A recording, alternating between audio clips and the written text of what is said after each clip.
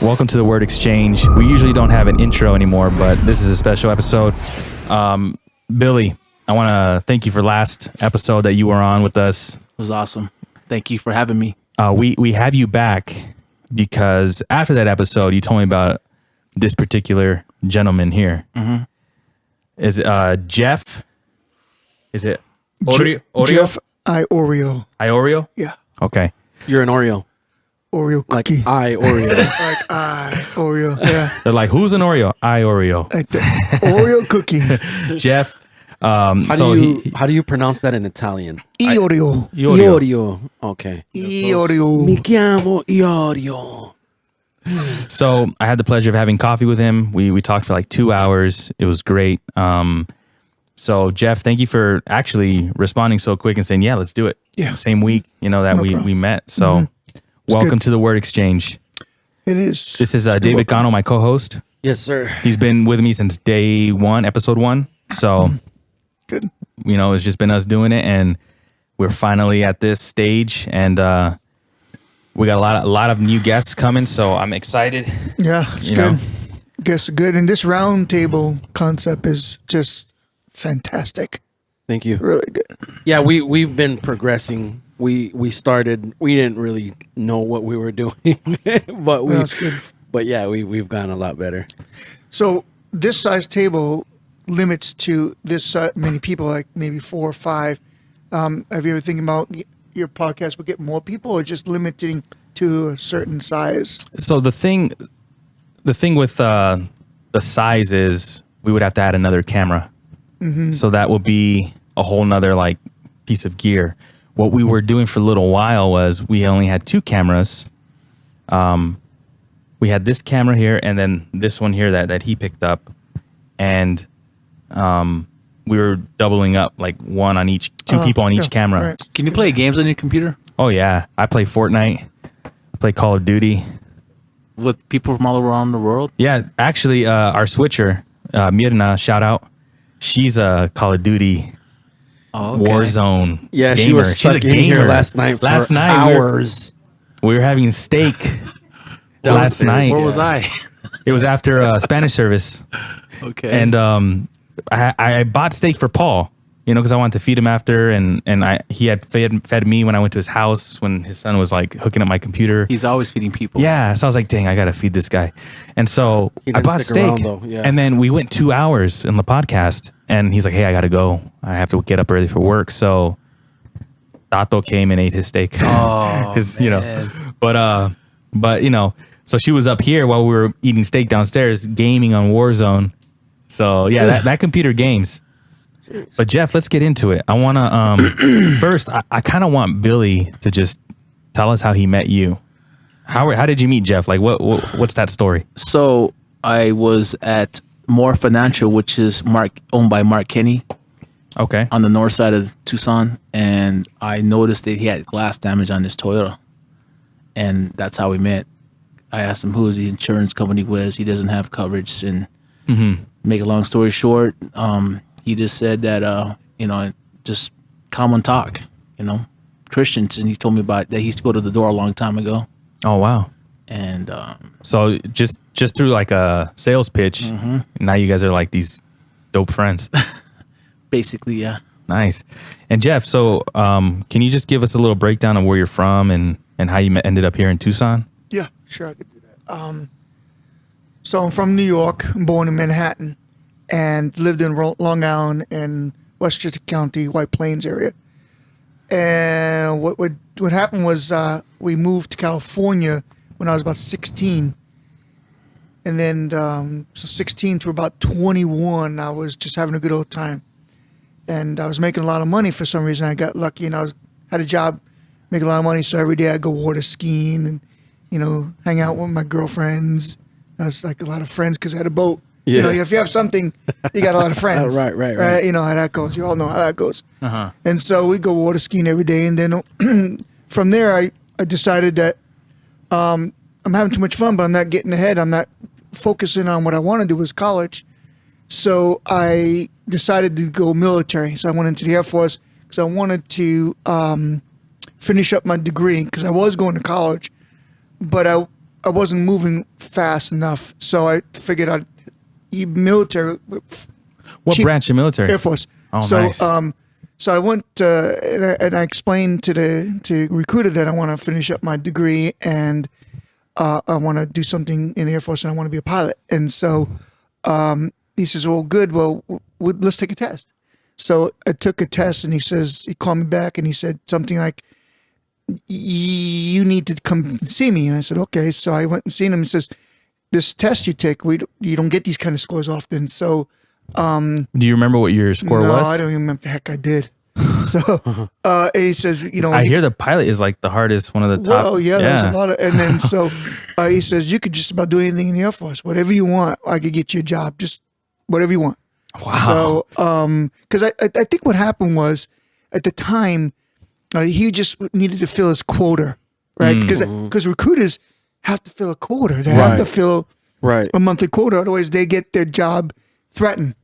Because Right. they're not doing what they're supposed to do. Because they got a pretty relaxed career, come and go as you want. Right. So I don't know how much of that was true and how much was Just him not tr- talking, Yeah. trying to get, yeah. So anyway, I went into the Air Force trying to be a pilot, and I was finishing up my school. Prior to going in, I had about 18 months before I was going in for a career, and that's what I asked for, extended. But I just want to know I had a commitment, so that gave me focus. Right. It made me focus on tighten my schedule.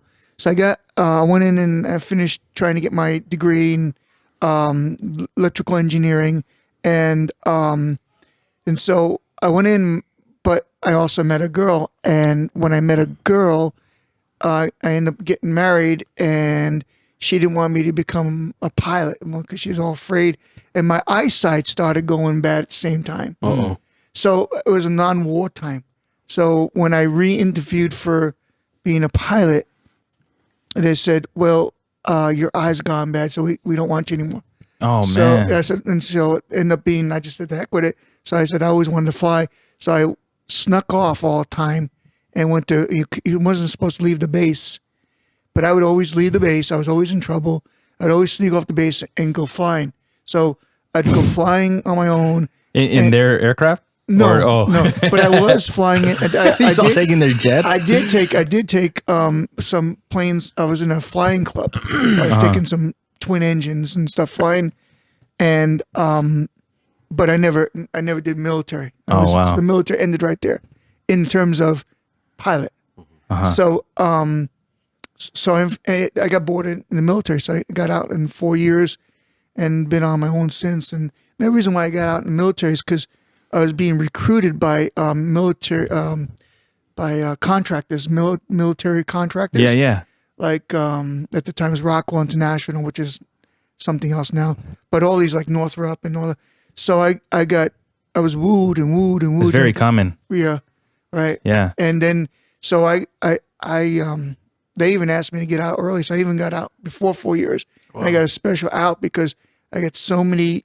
There was a lot of generals and colonels and stuff that knew me that got jobs in the outside the military, and they were all trying to recruit me to do these jobs because I had my background was top secret clearance. So with a top secret clearance, I was very valuable. My career in the military is very valuable, and so with all those things, I jumped into a contractor's job. Well, working for a contractor. Wow. And then I got bored of that. Then they said, this is too slow pace. So I went off and did my own thing, starting businesses and own restaurants and stuff like that, and construction company and Dang. real estate companies and all So that you've kind of always stuff. been an entrepreneur. Always been on. I was in blood. Even though I had all this good careers and everything's always set up for me and I was blessed, everything's just handed to me on a platter. But it was not good enough for me. I had to be able to expand to my skills or what I wanted to do, or get in there and become really successful. Wow. So that's how anyway, that's where I was from. So there. what are some of the, I remember when we were talking, you mentioned that you used to buy things in bulk and go to sell at the swap meet. Oh yeah. Is that one of the things that you used to do?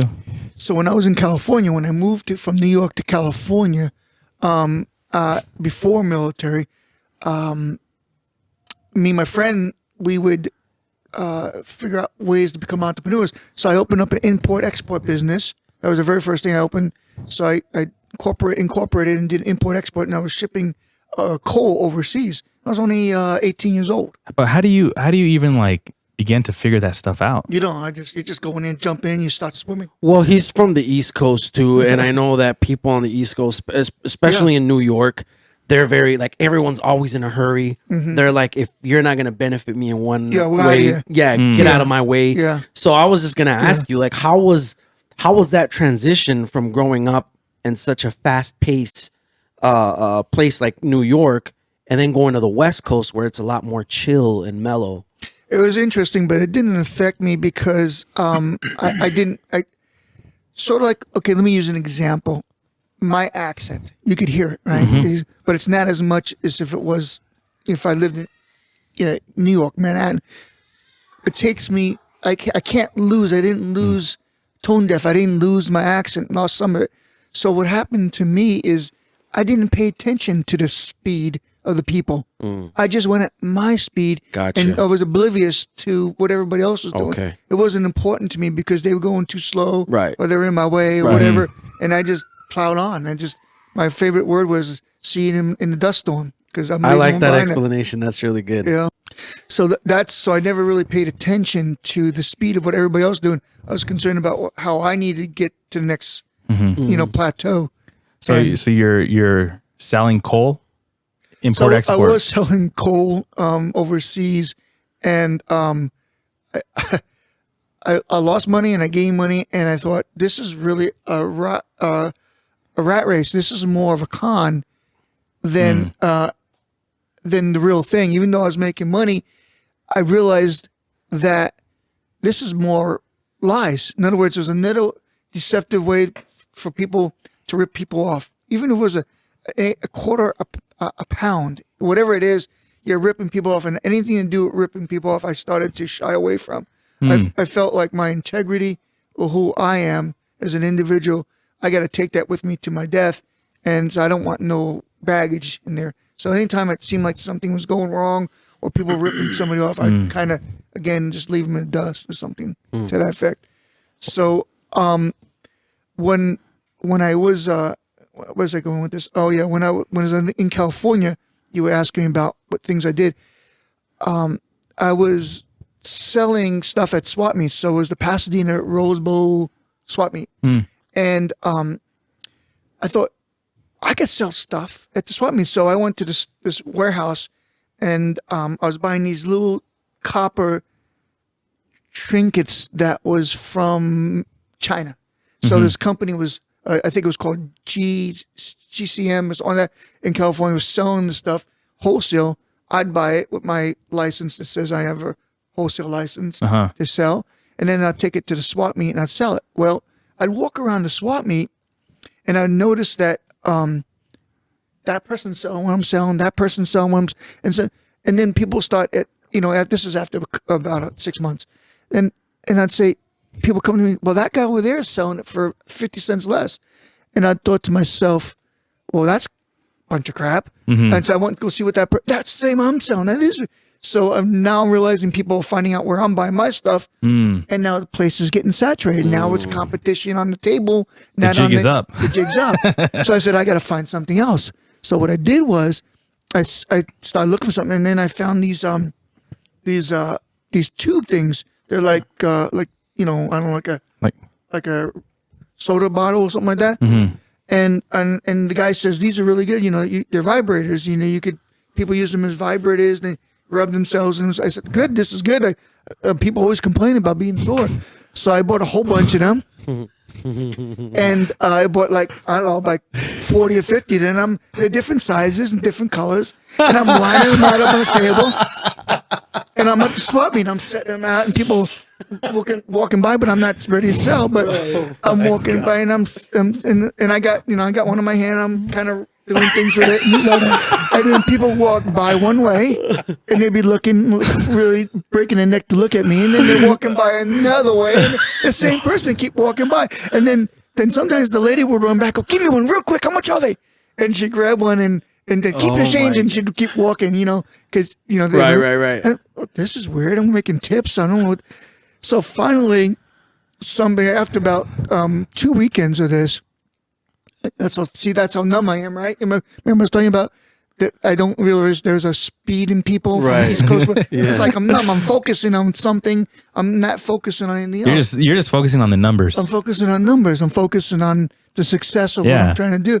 So I'm just out there selling. I'm making a lot of money, and I'm cleaning up the slate by a couple hours, and everybody else is still selling. So how much did you buy those for? Then how much were you selling them for? So I don't remember, but okay. I'm going to guess because I'd say $7-8 a piece.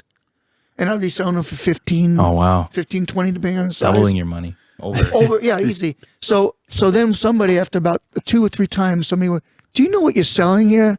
Somebody walked up to me from a customer. I go, yeah, the vibrators. They're really good stuff. They go, no, dude, they're not vibrators. These things are used for sexual purposes. From what I'm hearing. Yeah. But they were they're plastic. They're plastic. They're not. Oh my! Because they don't have the shape of an actual penis. They're just tubes. That's what I was thinking. I was like, what are those? No, I would have brain to know that they're penises. Because some of them are meant. Oh no! Because not all of them are also meant just for women. Like some of them are meant for like the prostate and stuff. Yeah. But they were meant for that, right? That's what those were. That's what. That's what people were using them for. And you're rubbing them on your shoulders, trying to brand new. Mine were brand new. Right? Everybody's like, "What is that sicko doing?" Oh my god! Let's put some sunscreen under with that, please. Oh no! Because I got a knot right here. Let me. Hey, it made you money though. I mean, there's a market. That's market. Oh my gosh! And definitely. Then I stopped selling them because but you got to remember that was 30 something. I was 18. 18, and I'm 59 you said, yeah. now. Oh, wow. So that was many years ago, many moons ago. And these things were probably starting to come more popular at that time. They were taboo at that time, right? Right. So it was fun to see how people reacted. You just love to see reaction. Then the other one was then I graduated to pools. So you had these little 7-foot plastic pools that you want 8-inch sides to them. Mm-hmm. And me and my friend, we'd sit out there with our bathing suits on, and we'd fill them up with water. And then what we would do is we'd sit out there in a beach chair and entice the girls to come in the water with us. And so we'd say, come on in. And then, at that time I was kind of a little better looking, so it was easy to get a girl to come play. and then I'll play to the swap meet. At the swap meet? Yeah, this is the swap meet. We're sitting in the pool. I was sitting in the pool, and girls would come dip their feet and talk to us and then other people would see you bringing attention to yourself. Right. It's a great marketing tool, too. It's a great marketing. Yeah. So all these kids now would want a pool so we would sell out hundreds of pools. They're all, Dad, I want a girlfriend. Buy me a pool. And then again, the pools were going faster than, so at the end, we were always finished before the end of the day. Wow. So we'd sell pools. And we'd be buying the pools for 50 cents each and selling them for $7 a piece. Wow. Because we buy them at a place where truckloads of stuff would get dumped or and lost, or trucks crash, or people buy them wholesale below price, whatever it was. Wow. And we just buy them really cheap. So I would load up hundreds of them and then just go home a bank load of money. So that's the kind of stuff we did. I have a buddy that does it's like Shopify. Have you ever heard of that? Yeah. So he creates websites online, and then he goes straight to a distributor in China. He's just a middleman. He just creates the website where you can like find the product, and he upsells it, like you're saying. Right. Like when fidget spinners are really popular a few years ago, those things just you go like this. Yeah. Yeah. He was buying them for $1 in China, and he was selling them for $20 on his website. And he would find like crazy looking ones that were popular, and he made I think his first year doing that, he made $180,000 profit. Oh, that's great. Just doing off of fidget spinners. Is that amazing? It's amazing. I'm in the wrong business. Yeah. Or it should make you think about how to be that be that successful and stuff. So, what would you say makes a great salesperson? Basically, don't sell. friend somebody, befriend somebody, get them, understand them, get to know them. You have to sell yourself and be their friend. But now there's the kicker. This is where I've become to fail on this side of it, is as I get older, I don't want to lie to somebody about things, even being about a friend. If I don't want to be a friend, I don't want to sell you on anything. So that's just, I don't want nothing to do with the game of sales or anything in order to make you a friend so I could sell something to you. No, but that's the way to do it. A good salesman must create relationship. You must have a relationship. And that's how it is. So it isn't about selling, because nobody wants to hear somebody sell them something.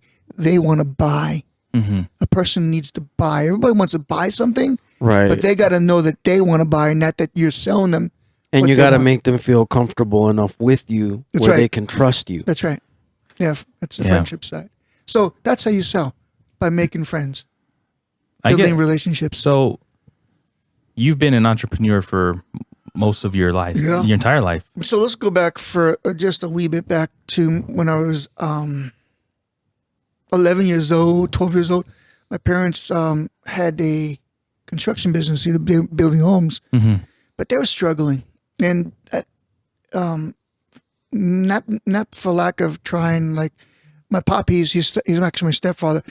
He's 92 years old. He came to my house today when I was doing some electrical work on some of the rentals in my house. And he's sitting out there, and he was a hard worker. Him and I could build a house in a weekend. We'd get on a job for Saturday morning, and he'd say, Jeff, 500 studs there, 2x6s there, get the sheetrock, the plywood up over there, so we're going to lay the floor today. And by himself, he'd build a frame up half of the floor, the first floor, and put up the ceiling joists of the first floor with me and him. In one day? In one day. Wow. The guy was super maniac. I built these frames, and it took me like 4 hours just to put the frame together. The guy builds it. Well, he builds it after building like 50, he's like 60, 70 years in the building. But at that time, he was only in for 30 years. But he already built the house before we got there, right? When he was driving here. And because, like you said, we're drinking coffee in the van. And he says, okay, like I said, he's 500 studs there. Break out that pile over there and set these over there, do this. So what the point is that he was a great worker. All right, that's the point of that. But when it comes to money and when it comes to understanding how to run a business, and the way you run a business is management, managing your money, managing your people, managing your resources. You could be digging a ditch all day long. If you own a company, you're in there digging a ditch, and at the end of the day, you look up, you get out of the ditch, you're all done, you feel great, you build the ditch, you look up, and where's the company? The company's gone. It's failed because you focused on the wrong thing. Managing a company is really key. So I noticed when at nighttime they were struggling with numbers, and I would go downstairs a couple of times and I say, "I listened to you guys. I'm really." You're 11. Yeah, and I'm saying, "Mom, Dad, let me help you. I know what you're doing wrong. These numbers, and look. Let me give me a calculator." And at that time, those calculators we use right now, the little office calculators, they're like, these are like $4 you buy them for, right? Yeah. At the time, they bought a calculator for $99. That was the very first calculators that came out. Wow. So, and I remember my mom bought the calculator. And what year was this? So, was it 74? Okay. 74? No, I'm 61. I was born, 12. So 74, 73. You were born in 58? 61. So about 73, 70. The very first calculator came out, $99 for that calculator. Wow. And I go, here, let me show you something. And I take the calculator and I give it and say, no, this is what we need to do. And said, let me do the books for you. And they say, get the hell out of here. Go upstairs and go to bed. I said, but this is what you need to do. And they wouldn't let, me help them. What were you going to tell them? Well, I'd show them that the way to make the way to pay the contractors differently than the way they're doing it, and what you have to do is you need to set aside a different budget for that. Those kind of Those are the kind of things. You saw that just naturally? Heard it. Oh, you heard it. I sniffed it out from what they were saying. And, oh my gosh. And then I would go down. So and you just put 2 and 2 together and you figured it out. Yeah. Okay. At 11. Yeah. Jeff is a great listener. So, yeah. Wow. And then so so that's when it all started. When I started realizing I'm pretty good with numbers. And then when I would go in school and the teachers were talking, they'd be all excited about, you kids are going to be getting Social Security. And I raise my hand and go, what's this? Well, it's this great thing. You're going to get this pension. And then one teacher said to me, she said, and you're going to be in a lower tax bracket. And I piped up and I go, wait, did you say lower tax bracket? She goes, yes. And I go, no, I don't want to be in a lower tax bracket. You tell me I want to be poor. I want to be rich. I don't want to be in a lower tax bracket. I want to be in the higher tax bracket. And she just, well, whatever. It was kind of, it went over her head. Mm-hmm. So the point is the whole life I've assessed and managed my money differently than most people. Were you one of those kids that would save your allowance and? Yeah, my pop, I was just talking about, he says, yeah, you could always count on Jeff. He'd have dimes stuck up the barrel of the 20 gauge or something like that. This is one thing that Jeff, when I first met him, told me. He says, if you want to make a living in this country and you want to do it wise, he says, from the neck down is manual labor. From the neck up is millionaire status. Yeah. Yeah. Wow. Yeah, but we're taught incorrectly way long time ago. Our moms, our parents' parents, we're taught wrong, and we have to break that bond. And what's interesting, in high schools and in elementary, they don't have a specific subject dedicated to finances. It's really sickening. And that's one of the things that we literally deal with on a daily basis. Yeah. Well, even in church, I asked to set something up for everybody in church. I said to, I think it was Pastor Fred, I said, hey, we need to set up, and I was sitting with Doug Martin. Oh, yeah. When we were talking to him, because Doug has got more power than me, because, he's the one that was, walking, sitting everybody down in his chairs. And and Doug's my neighbor anyway, down the road from my house. And so we would talk and said, Doug, you and I need to get with the pastor and start setting up some kind of training for understanding how to do bookkeeping. Financial training, bookkeeping and checkbooks and how to think differently and outside the box. And churches and schools and colleges, they somehow, some reason, don't want to teach it. And it really upsets me. Really upsets me. Well, we're going to change that. Well, maybe so. We were talking when we were having coffee, and this is the subject that I want to really focus on, is that financial aspect for everyone that, right now in the news, the stock market recently, it shook the stock market because of people investing in GameStop, Reddit users, in order to try to make the billionaires lose money and jack up the stock. I'm sure you know a lot more details than I do, but this is kind of what arose. The topic in my mind was a lot of everyday people don't understand the stock market, don't understand the money that's out there and available. And just from talking to you for those 2 hours, really excited me and brought hope to me that this is obtainable for anyone. And I kind of want to get your take on that. If you want to get right into it. Yeah. So okay. The way I really got serious about the stock market was when I was making a lot of money. I was up in Minneapolis, and I was contracted with AT&T to build the fiber optic, what they call the Sonnet loop, SONNET, around the whole Twin Cities area. It was 360 miles. So I had 7 crews working, and we were putting fiber optic and making the town digital. Without fiber, you can't have digital anything. That's where Uverse came from, right? AT&T Uverse. Mm-hmm. Yeah, I used to work for AT&T. I remember that. Yeah, and so I was making $20,000-$30,000 a month profit. That was my take home, and I was paying everybody well, and there's no doubt about it. So I started to realize that there's something else out there, and I said I got to put my money somewhere. And at that time, I've already owned real estate, and I've already owned different things. So I was in 1980. digress. In 1980, when I got out of the Air Force, when I was in the Air Force and married. What year was that in? That was 1983. How old were you? 24. This is really good because it makes you give you guys some good thought about how to make money. There was 1980 was the crash. So savings and loan crash. And what happened was it took years for it to go through the process. So properties were just closed down, boarded up, in limbo for years. So when I was in the Air Force, I was working 3 jobs. Again, I was bored, so I was working.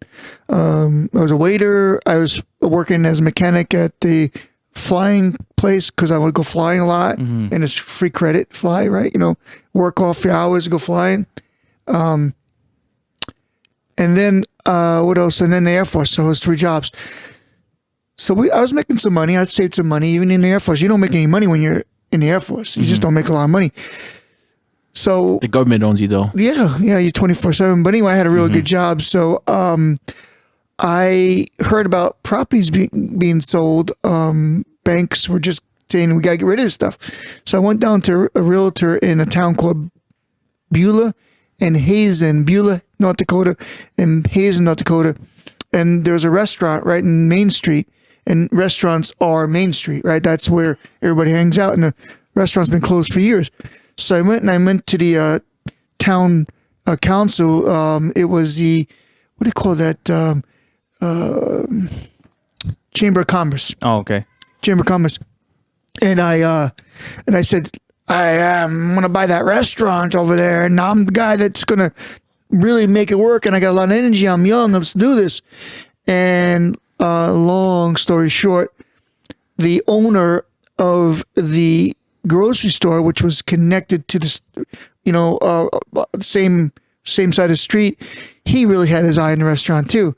He was part of the Chamber of Commerce, and he was a millionaire. He's a big guy, 45 years old at the time, 50. And wait, he was 45 years old and he was a millionaire? Oh yeah, because he owned a grocery store in downtown USA. Was he in politics? Yeah, he was into politics. He was Chamber of Commerce. Yeah, Chamber of Commerce. He was full of shit too, is what he was.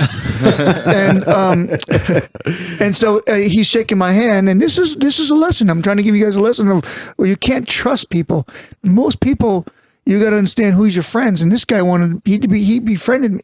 He was my friend. He was helping me out. I was like, you're going to buy that restaurant. When it came time to put a bid on the restaurant, nobody was bidding on it. He didn't even tell me he was bidding on it. The only one that was bidding on it, according to the realtor, was me. And I was paying $15,000 for this restaurant. That was my bid, $15,000. And I'm ready to move in. This is my restaurant. I'm going to build it, I'm get it dollars, pennies on the dollar. 3 o'clock comes along, something like that, 2 o'clock. I tell the realtor lady, I said, well, what's going on? Well, I got this really, really bad news, she says. And we were really good friends, and I'll tell you why in a second. She says, Bronson got the restaurant. What do you mean Bronson got it? He was helping me buy the restaurant. What are you talking about? Well, I'm sorry, Jeff, but the mayor and the Bronson thought that it would be better he's got more experience and, more connections. And so they just thought, so you're going to take a guy that's going to come into your town and young blood, new blood, and you're going to stick with the old stifled, old-fashioned way of doing business, and you're not going to allow me to own that restaurant? You're going to let that old fool own that restaurant? Oh, yeah, but he's got all the connections. I said, okay, fine. So, wasn't fine, but what are you going to do? So I went downtown and I raised hell. I said, you don't just do that to people coming to this town. How are you going to get people coming to this town? You lie to them. You say, we want people coming in, we're going to, help you start businesses. Growth. But you lied. You're full of crap. So anyway, the lady that was my realtor on this restaurant, prior to that, I'd bought like a lot of land. So because of the savings loan, that was part of the savings loan, that restaurant. But there was condos, there was houses, the town was just in devastation. So I bought like 15 homes, and I bought them for nothing. So some of them I bought them at sheriff sales. Some of them I bought them at the steps of the town hall. When you say nothing, because I'm going to tell you what it is. Okay, right now. go ahead. Yeah. So I'd buy them at auctions. Mm-hmm. You know, where you go, we do farm auctions and you buy equipment. And they also own a house downtown, something. Mm-hmm. So how it was I'd buy a house for $6,000. I'd buy a house for $12,000. A condo that would sold 4 years ago for $80,000. I'd buy it for $8,000. Wow. And then so I'd be like, yeah, of course. Nobody else is buying it. Yeah. The real estate lady goes to me, goes, Jeff, I got to get rid of these. Nobody wants to buy them. What else you want to buy? I'll buy that. I'll buy that. I'll buy that. And so, okay. So we were really good friends. So I figured I had it in. And she made money off of you. Of course, yeah, because the state paid her, you know, the feds paid her, whatever, to do that. So and we were really good friends. And I fix them up, rent them out. And my rent was, so if you do your formula, the rent was, I was making 20, 25, 30% a year on my money because I bought them so little and for so nothing, and I was still renting them for $400, $500, $600, $700. You know, back then. Mm-hmm. You know, for you still own them now? No, I sold them all. Sold them for a contract, land contracts, which means I carried the paperwork. So some of the renters wanted to buy them. So I do. You don't have to move out. In fact, I just did that right now. And one of my renters been living in for a while, and said, "Please let me buy it from you." I said, "Okay." So you buy it and do a land, you know, that kind of thing. But the point is,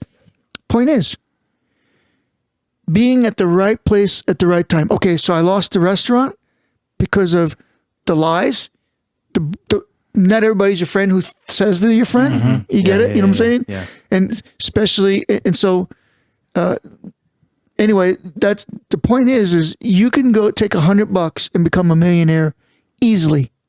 Now, you're not going to do it overnight unless you bought Bitcoin or something like that. And 7 years later, $100, you're worth $6 million. But those are freak things, right? But you can take $100 and you can become a millionaire, but you got to work at it. You got to hustle through it. You got to concentrate.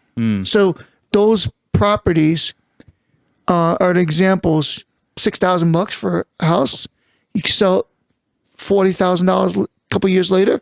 Take that $40,000 and then poly it into another couple $100,000 and see how fast, 20 years later, you're easily a millionaire. The hard way, so in Bitcoin, it's the easy way. But the point is you can easily become successful. And you mentioned that you have Bitcoin. Yeah, right. Bitcoin, crypto, all kinds of currencies, cryptocurrencies. So Bitcoin, when did that come around?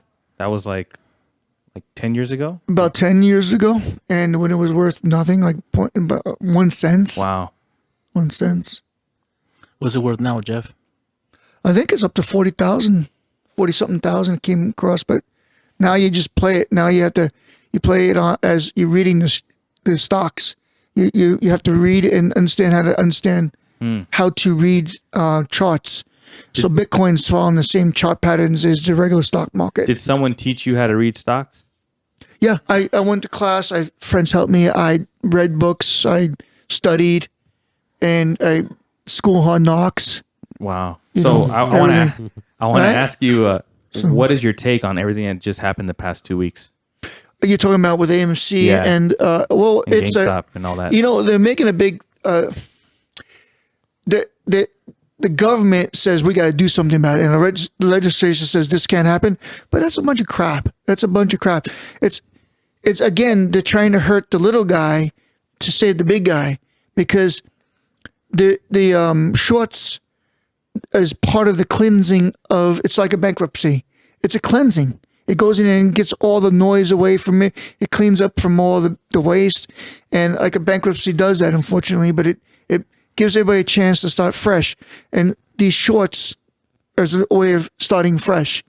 Mm-hmm. And what happened is the boys on the street boys, Reddit and all that, they realized there's something going on. And the big boys were shorting the stocks for many years. They were falling into a ritual pattern. Now, I fell into that ritual pattern. I've did options trading. In fact, I have one particular right now that I've been doing options trading on for over 8 months. The same pattern, repeat, wash, and making easily a few $100s every month. So but sooner or later it breaks. What's options trading? So before I get into that, I get into options.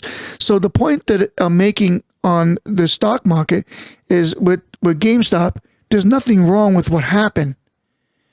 But what happened was that the stock is so shorted. In other words, when they're shorted, that means that you're borrowing against something that doesn't exist. So there might be 1 million outstanding shares of a certain stock, but because of all the short selling, they're actually doing a 2 million's worth of stock, which means there's 1 million extra shares of stock that don't exist. They're not out there. They're real. They're not real. They're fake. It's a paper. It's a derivative. Doesn't exist. And so somebody, smart somebody's, Reddit people, very good that they did this. I'm glad I think it's a great thing. They caught the guys with the pants down. They said, "Nope, we're gonna call you on this." So they kind of raised the prices up. They kept raising the prices up, and when they did that, they created a demand, and the short sellers had to call in. They were naked. They have to buy the stock back because they were naked. Naked, everybody's bought naked shares. I mean, naked shorts. Everybody's done options. I've done years. I've been naked on a lot of stuff, and that's what you call it, naked, which means you don't really own it. Mm-hmm. But if you get called, which is what happened, if you get called, you gotta buy it. Well, every time you buy it, it goes up in price. Supply and demand. 2 million shares, only 1 million exists. Short supply and demand, right? We're all fighting for that same gallon of gasoline, or that same last pound of hamburger.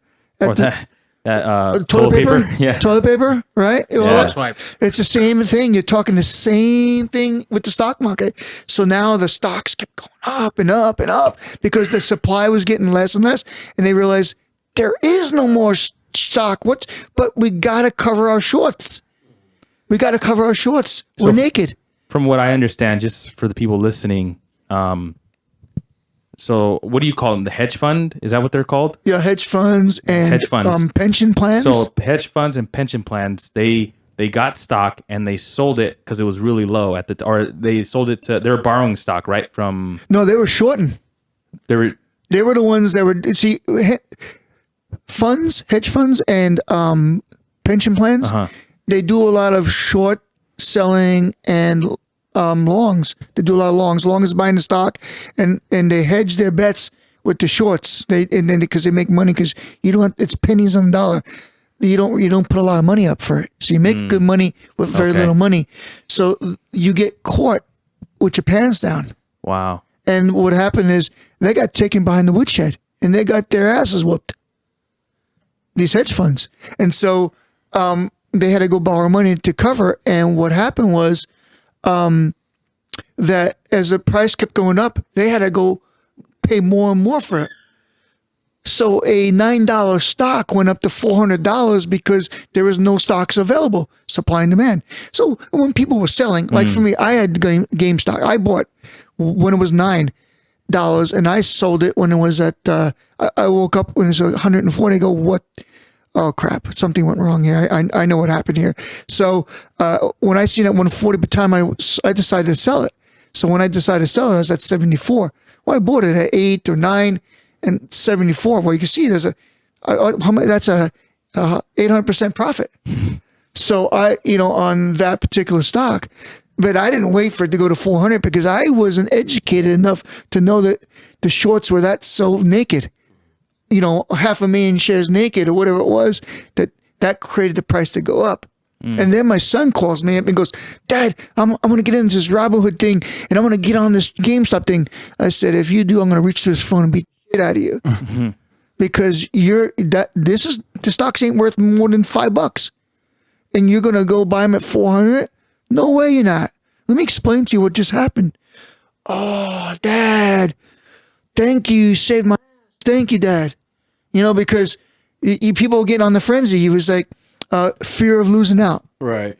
See, and that's what happens in the stock market. That was in anything. Humans live off of fear and greed. That's our instinct. So the stock market knows that. So the stock market knows that, and they're going to take you on your greed. They're going to take you to the woodshed, just like they did with the pension plans. So you mentioned to me that there's money out there available that you can get if you understand and have the knowledge on how to get it. Mm-hmm. So for somebody who doesn't know anything about the stock market, anything about what you're talking about, how do you begin to learn that world? There's no reason for anybody to be broke. No reason. If you're broke, and I keep bugging Triple B about this. I mean, especially if you live in America, because Triple B's of opportunity. Yeah, exactly. And Triple B, he's not listening to me, but if you listen to me, he wouldn't need to be broke. But come on, Triple B. And the reason for that is there's a reason for that is because there's so much money out there. For instance, the money that they said, the stimulus package, the trillions of dollars that they have available from the first set, your first $600 that you got way back last year, they haven't even spent that money, and they're out giving away more money. They're giving away more money. They're saying we need more money. The economy needs it. The economy doesn't need all this money. It's too much money, which is a big story in itself. There's a crash coming, and anybody who has money is going to be in a bad side, on the wrong side of the fence. And so we need to learn about all that. That's another subject. That's hours of talking about. But what we need to do is understand that there's money out there and everybody can get to that money. You just got to take the time to, instead of watching football games, sorry to say, instead of watching, playing games on a video, on thing, you should be studying as a third and fourth job of, on learning about how to do whatever it is you want to do.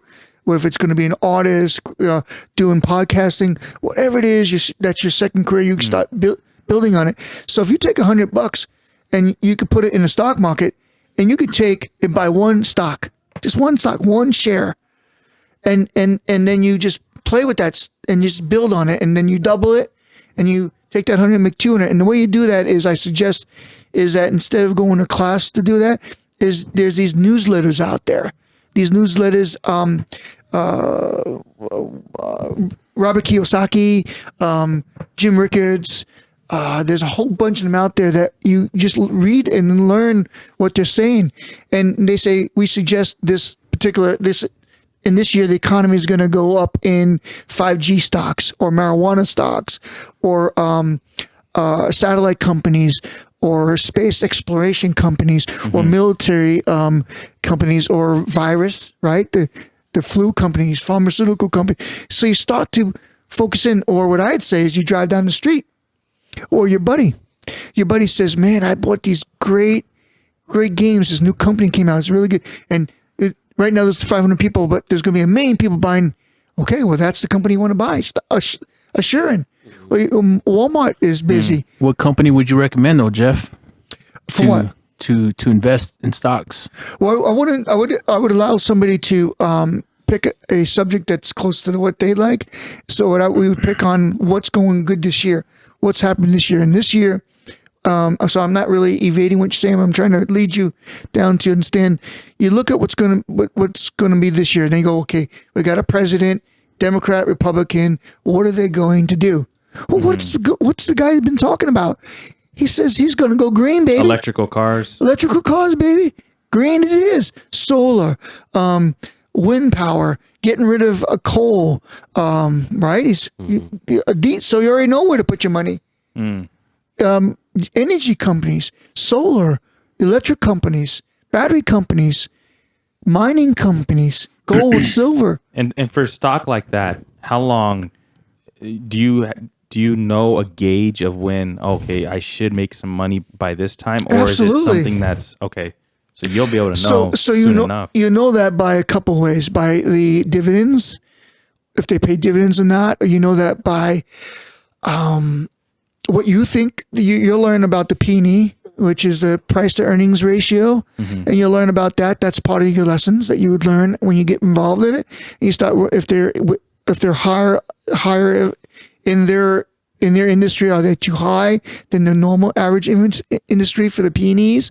So you learn all that information, and you take that information and you decide. As an example, what I said earlier about the GameStop, I said I decided, and I was uneducated about how badly it was shorted naked. And I didn't care to look into it. It didn't even bother. I didn't want to look into it.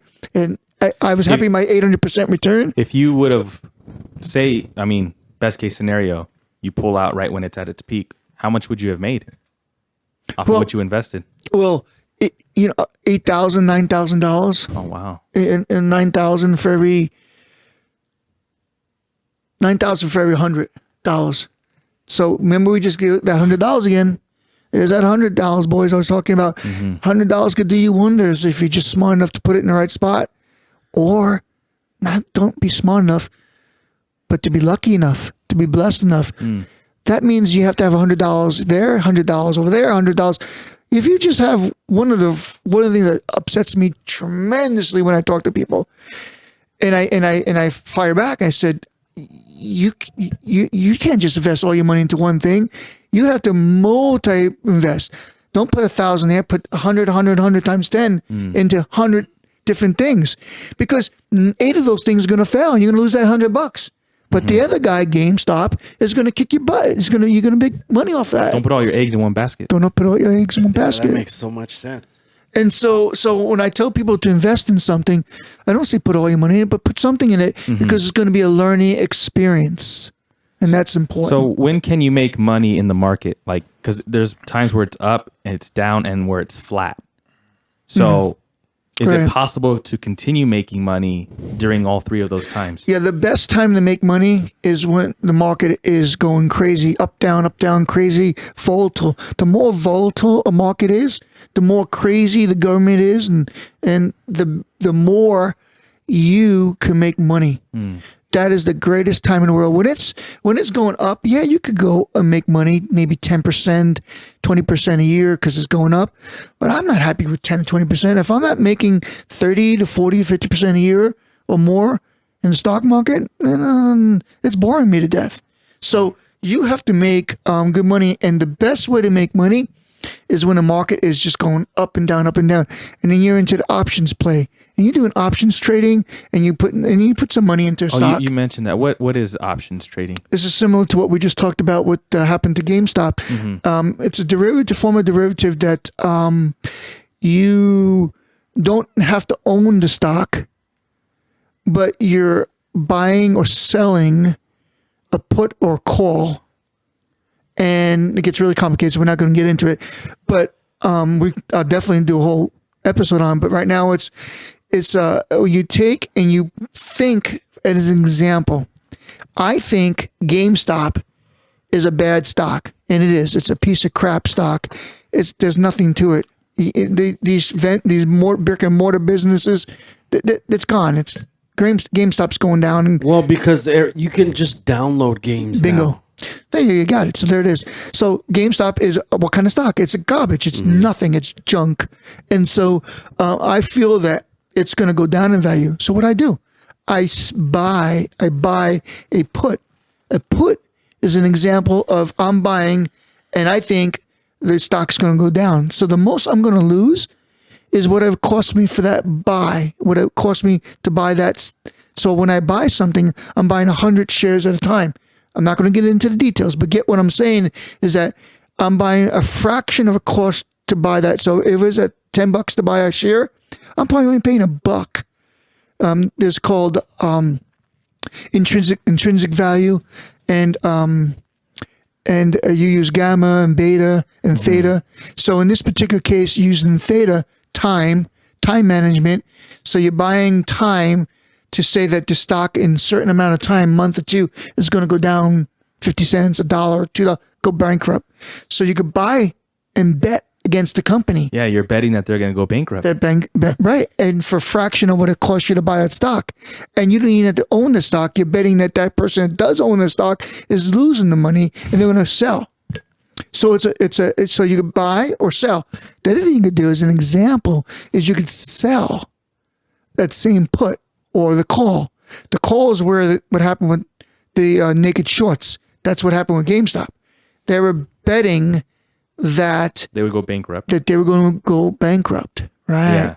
They were betting, they were selling calls because they were hoping that it wasn't going to go up in value, and they were just going to take the house money, which means you make when you sell, you make money. You get somebody writes you a check. Yeah.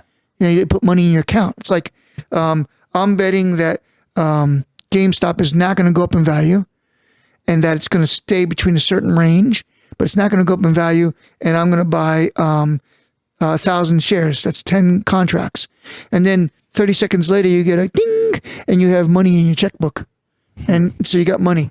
But that's how the hedge funds are making money, time and time again. But now they handed to them, and and said, no, we're going to get you on this one. So you could sell and buy puts, sell and buy calls. Got my hands crossed. Yeah. But so there's a lot to it. And there's a lot of money to be made that way. So I highly recommend people to learn about puts and calls and options trading at a very small way. And the way to do that is through newsletters and to let them make all the decisions so you can learn and let them make, and usually they come out.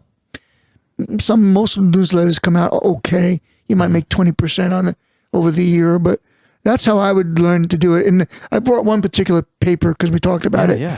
It's called. This is a good company that I would suggest. It's called Penny Stock Letter, and the reason why I like this one is because they don't tell you to buy anything. They say wait for a stock to go up. And when it breaks resistance, so there's a stock reading. When it breaks resistance and it breaks through, that means it's sideways trading for a while, and then which is flat. We talked about flat, right? You mentioned that, Miguel. So it goes flat, and then somebody's pushing it up, and or there's something you don't know going on, or there's a big sale that's showing earnings, profit, and so when it breaks resistance, because it's been bouncing off of a top and a bottom, right? When it breaks that resistance and spikes up, that might be a time to buy. So those are that teaches you about stock reading. It teaches you about buying stocks. So I have a few apps that allow you to like look at stocks, but I don't know which ones to look at in order to see that very thing if they're flat and then when they break. So is there like particular sites that you can go to? Yeah, there's a lot of sites. Okay. There's Yahoo Finance. There's if you own your own stock, like your TD Ameritrade, and they have a program called they have a trading platform that will you could do options trading in it and watch the graph, and you can do your own grafting and charting, and there's hundreds of different analyticals that will drive you crazy. So when you get used to certain analyticals, like 30-day, 20-day moving averages, 6-day moving averages, reading the Fibonacci code, and Fibonacci code is just fantastic. That is the way. When you read Fibonacci and you start plotting charts, Fibonacci is just a mathematical genius who come up with everything's numbers, and there's a reason why things happen. Numbers, right? So he's not saying things happen because God. He's saying things happen because of numbers. And he says, let me show you how the numbers work on this chart, and let me show you how that if it breaks down here, it's going to zoom up to there, and if it doesn't break up there, it's going to go this way, and the numbers plot it out. So it's almost like an informed way of predicting. It is an absolutely critical way to understand, in my opinion, understanding the market. You mentioned to me that you do not like banking for your money. Yeah. So banks are not your friends, just like that neighbor of mine who bought that restaurant. People, it's just humans are bad. Humanity's awesome. God's good, right? I mean, just look at it that way. most people, for some reason, are ruled by money. So, and money is a tool. It should be not be considered anything but a tool, and it should be used as a tool. And people treat it like it's a god. People treat it like a god. It's like Worship it. they worship it. 95% because we fight for it so much. We know that that's what's going to make our families better. It gets to the best of us, and it never in my whole life ever have I thought of money as money. That's that point that I said about I don't see things right like everybody else does.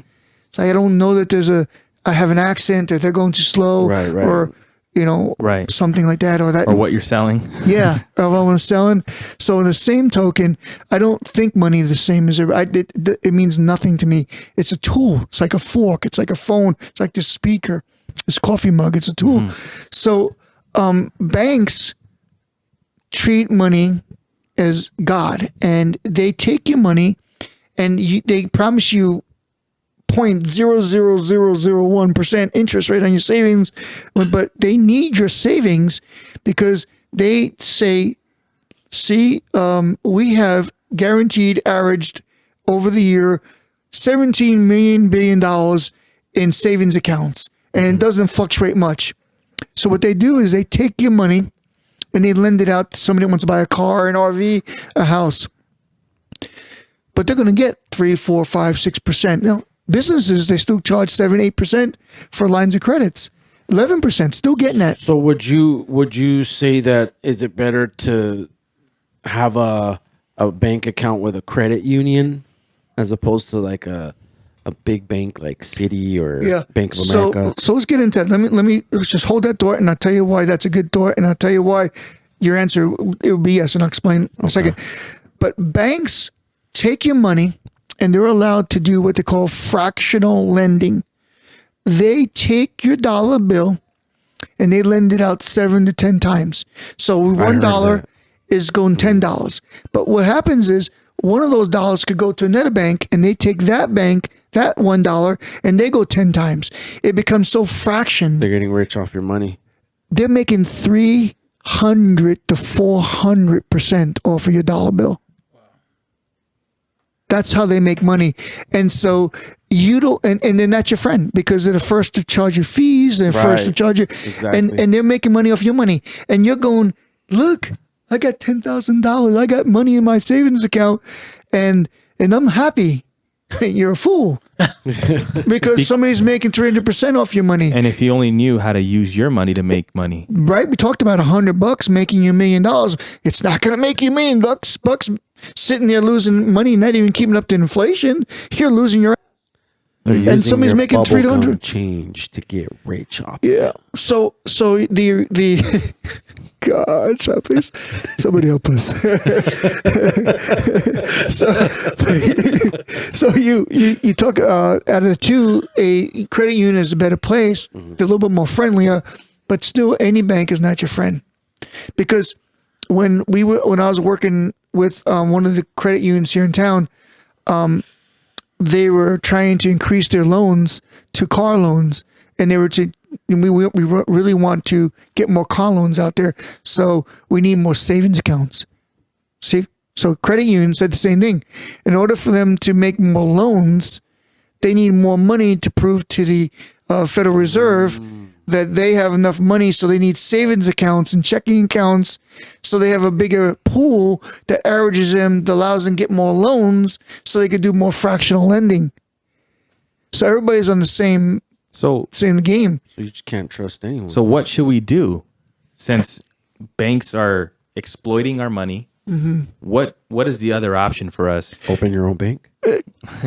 Yeah, that's actually true. That's exactly what you need to do. And there's a way of doing it. There's a very rich people have been doing it for a long time.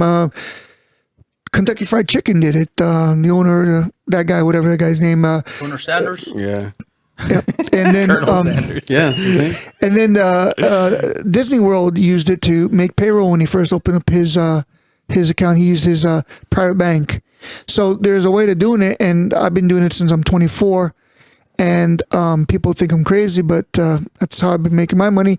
So I make money on top of my money. My money makes money multi-dimensionally.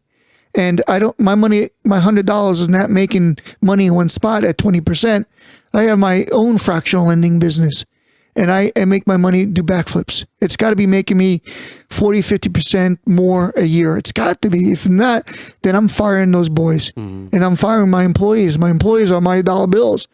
Every dollar bill is an employee. It's working 24 hours a day, 7 days a week. It's never asking for a raise. It's never asking for a break. It never calls in sick. It just wants to multiply, and I want to help it.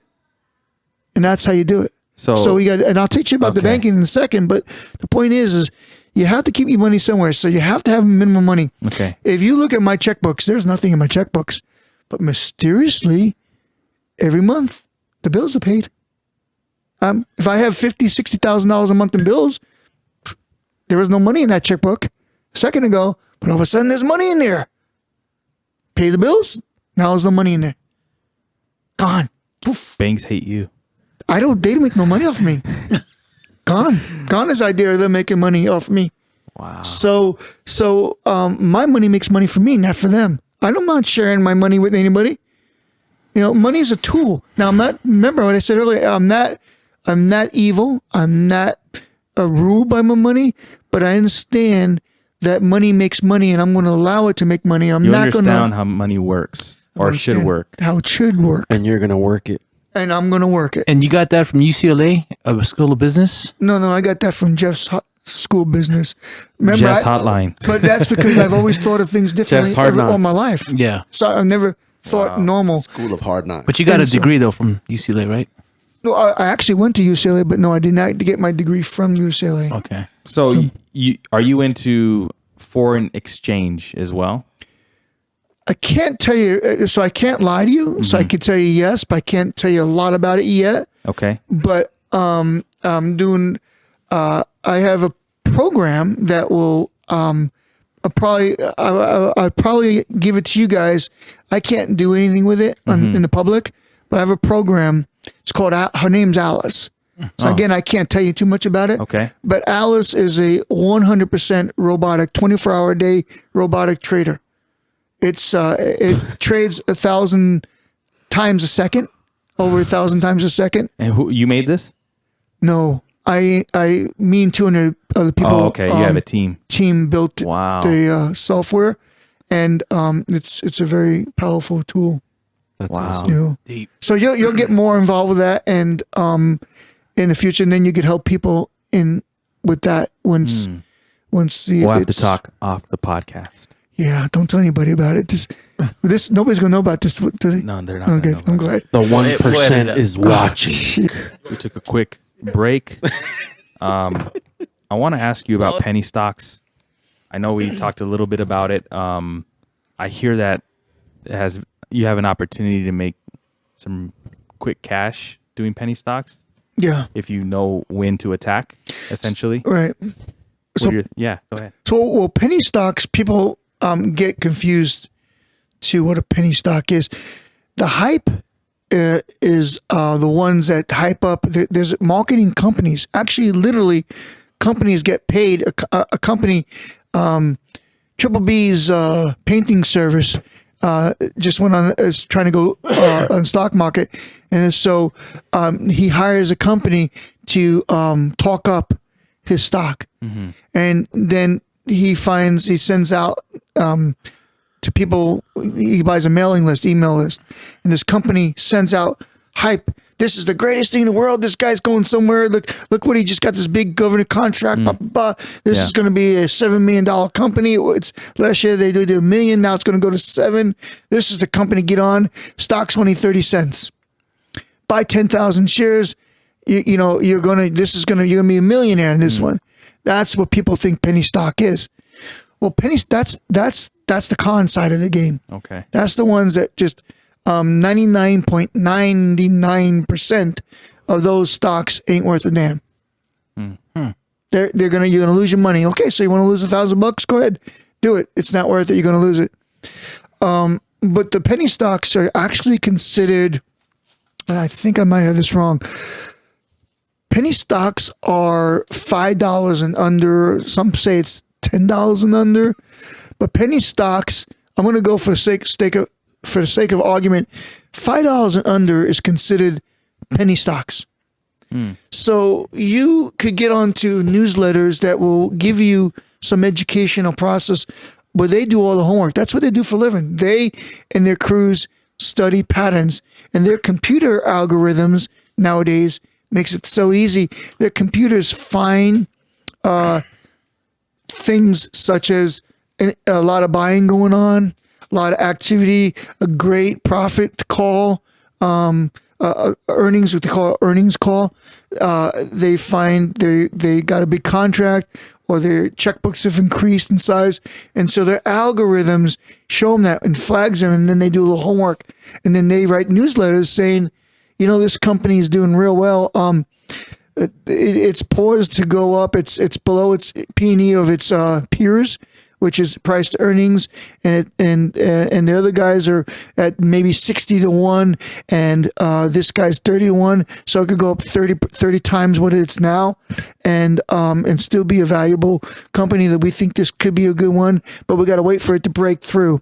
So what that means is got to break through resistance. So they might say something like, let's watch for this particular stock. It's got everything we want. It does everything. It's got all the numbers, the statistics, the chart reading, the technicals, the analyticals, everything, the fundamentals, everything's jiving. So this is a good stock, but it's going sideways. Let's wait until it's ready to break through. When it breaks through, it's going to skyrocket. So let's do this. What causes a stock like that to break through? It's become popular all of a sudden. Some big fund hedge manager puts it into their portfolio, and they don't buy 10 shares. They buy 100,000 shares, 1 million shares. So they're buying big gobs, big swaths of stock. So that supply and demand. So now there's a demand. So you want to get there before the hedge big boys know about it.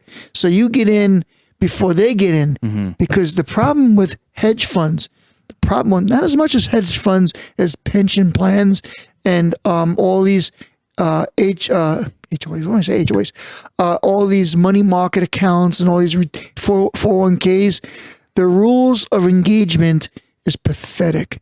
They had to follow some really bad guidelines because people sue. I lost my money, I'm suing you. So the federal government comes in, not your friend, and they put guidelines in there, not your friend, and they make it so you can't make money, not your friend. So the big boys make money again. The rich people make money. Those are people that take advantage of the government. Money makes money. You're not going to get away with it. Rich are going to get richer. Poor are going to get poorer because the government's going to make sure you get poorer. So the point is that you need help. So find something that's going to help you. These little newsletters, they do all the work for you, and that show you and start teaching you how to read the charts and technicals and all that stuff. And you get in before the hedge funds buy into these, and then you get to ride the roller coaster up. And then when it peaks out, even some of these newsletters, they go, why don't you take your profit around when it reaches, buy it at 10. If it breaks through at 10, start buying at 10 and sell it at 15. Or it could go up to 100, but that's not the point of this. You're in and out. Your goal is not to be greedy. That's the key. Get in, get out, take 30%, take 50%. That's what you were saying. I want my money to make 30 to 50. And get out. And then invest somewhere else. And get out. Hey, Jeff, is it almost like going to the casino and spending $10 on a slot and then winning like $1.20 and just walking away with that? Yeah, that's what you should do. But the casino knows you're not going to. And if you do it today, you're going to come back tomorrow and lose it. How do they got to pay for all those employees and all that carpeting, all that real estate? They got to pay for it. It's so true. So, and that's a story. I was my wife that I told you guys I married. I met her in North Dakota. So it's a little digress, but this is very important from what you just said. I'm playing off for you, Billy. So it's all your fault. It's your fault, Billy. But it's all your fault, Billy. It's all good. your fault. Billy, you did it again, Billy. It's all good in Jesus' head all the time. Jesus, take it, Jeff. So what happened was I met this girl at a party. I was at a party in North Dakota, and I met this really beautiful, what I thought to be Puerto Rican. I'm from New York, so we just know Puerto Ricans. Right. I don't know Mexicans. I don't know anything else. What's a Mexican? I have no idea. Puerto Ricans, I know. So Puerto Ricans, I met this she looked to be a beautiful, oh my God, she's far out gorgeous Puerto Rican. Shout out Jeff's wife. Yeah, but no, but I divorced her after. So this is. So I said I'm done with you. But this is why. But she happened to be Native American. So Lakota tribe. No. Hidatsa. Oh, okay. Some small Hidatsa. It's our cousins. Yeah, Hidatsa. So up in North Dakota, there's this tribe called Hidatsa. So long story short, because I'll get to his point, is that I married Hidatsa, Native American, and I got a job at the casino because I had my background in owning the restaurants and stuff, which we left a lot of that out, but that's okay. It comes from that little town restaurant idea. I got so mad I bought a restaurant in a different town, the sister town. So I got a job at the casino as the food and beverage director. So I was running 300 employees and running the casino. So I had to run the casino because everybody liked me because I had the food and the booze. I was in charge of all that stuff. Wow. So I got taught how the casinos do their business. Well, I had the keys to back then they had the dot matrix printers that would the paper that goes and it just lays out flat. Yeah. Just laying out. So every single slot machine is tied to the computer mainframe, and they're in North Dakota. They had to pay out 34% profit by every 24 hours per bank of machines. Bank, not a single one, but a bank of machines. So I could tell you what machines was going to hit. All I got to do is watch their ribbon, and which was illegal. Right? I mean, you couldn't tell anybody, but I could tell you what machine was going to hit or not. And so what I'm saying is these machines are rigged. Son of a gun. There's another thing. Banks are rigged. Casinos are rigged. Everything's rigged. How can I make it through life? Well, you can't unless you do it yourself. You got to make it through. That's that $100 thing on your own. But casinos are rigged. You could go back 100 times, and another person of mine just met him. He sits there and watches his job. He goes to the casino and watches a machine. Which machine is that? A machine. He picks the machine, and he watches it. And then when that person doesn't win, that person walks away. There he goes. He sits there and he knows just how to play that machine. And he makes like $10,000 to $15,000 a month playing the casinos, Las Vegas, the reservations. That's how he makes his living. Wow. That's how he makes, and he's a brother-in-law to one of my renters, so it's not like a friend of a friend of a. I just went. They invited me over for New Year's Eve, and we was talking about it again. He was talking about, dude, I just made some money in the casino. When I was at this casino, I came out, my truck was stolen. So I mean, but that's what that's So we had a conversation, and that's how he makes his living. So everything's rigged, and I know for a fact because 30 years ago, when I was watching those dot matrix printers print out, and then I walked over and I could watch a machine, and I said by midnight that machine is hitting, and I'd sit there, and then that machine would hit if somebody played it, and there it was. There's $300, $500, whatever the percentage, what was the take, gets spit out on that bank. 35%, right? 34, I think I said. Yeah, 34. Wow. Every state is different. This was North Dakota. What's Arizona? I don't know. I'm not privy to that information. I was there, right? I was a food and beverage director. I had the keys to the whole casino. Director. Is that 34% still today? I have no idea. I have no idea. So Jeff, you mentioned that you were interested in doing a financial series on this podcast. But after this, nobody's going to be listening to your podcast. It's like, who is that freaking guy? Yeah, I'm done with this podcast. This is ridiculous. Get that guy. Hey, where do I tell these people to get rid of this guy? Yeah. Hey, this is a lot of information that I didn't know. So I'm just like, whoa. Tell me some more. Yeah, exactly. So this is the thing. Beat me up some more. Yeah. So what I want to do is those of you listening to the podcast, stick around, subscribe, follow, because we're gonna work out a series with Jeff on financial success and breaking down the stock market, breaking down what it is to how to invest, even talking about him helping me invest on the podcast to show the growth financially and how it is accessible if you know the keys to it. So if you want to break down some of the key components of this that you would dedicate some episodes to, just so they can get an idea of what to look forward to. Well, what we would decide on is, and we could do it right now as an example, we could say, are we going to talk about how to or not own a business or how to invest? Because a lot of people want to own their own business. See, and that's the biggest one is actually people go, and this is why I keep saying $100, because people go, they go, well, I'm not going to make that kind of money, so why do we even care about the stock market? And they already put themselves in a negative attitude. We're so negative. We're brought up negative. Let me just say it as an example. When we were kids, and we used to, especially guys, guys would be more like this. We'd jump up on the fence and we walk the sidewalk curb, try to straddle the fence or climb the tree or something. And the only reason why we didn't do it is because our parents would go, get off there, you're going to hurt yourself. They shouldn't be saying that. They're saying, get up there and climb higher. Because if we're told no from day one. Limiting. No.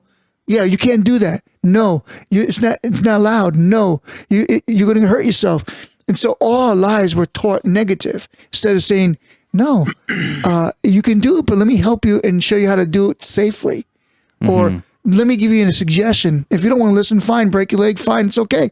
Heal up and you'll learn your lesson.